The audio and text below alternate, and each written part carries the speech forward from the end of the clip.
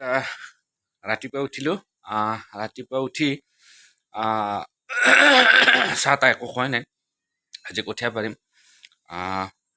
সেইটো দেখুৱাম। কিন্তু তাৰ আগতে মই কি কৰি আছোঁ সেইটো আপোনালোকক দেখাই আছোঁ।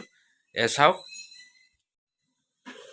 আঞ্জা বনাই আছোঁ। ইয়াত ভেন্দি, আলু, বুট এই বনাই খাম, তাৰপিছত কঠীয়া পাৰিম। এতিয়া মেচিনেৰে পানী সিঁচি থকা হৈছে, মানে পানী দি থকা হৈছে য'ত কঠীয়া পাৰিম তাত। গতিকে এইখিনি হোৱাৰ লগে লগে মই পথাৰত যাম। আমাৰ মানে কঠীয়া য'ত পাৰিছে তালৈ যাম। আছে তাতে মানুহ, মেচিন মৰা মানুহ আছে, ট্ৰেক্টৰ আহিব। তাৰ আগতে এইটো ভালদৰে চাই লওক। এয়া উতলি আছে। আৰু মই উঠাৰ আগতে এয়া কি আছিলে, লাল চাহ আছিলে। লাল চাহ খোৱাই নাই মই। সচৰাচৰ চাহ মই খুব কমেই খাওঁ, কেতিয়াবাহে খাওঁ। আৰু এয়া মোৰ এইটো গ্ৰীণ টি।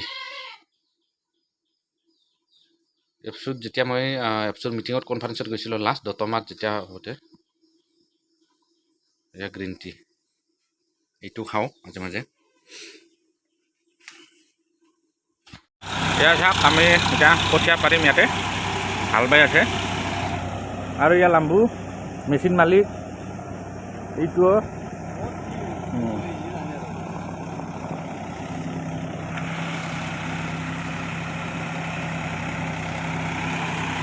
কঠীয়া পাৰিম আমি ইয়াতে আৰামত। এয়া ট্ৰেক্টৰ,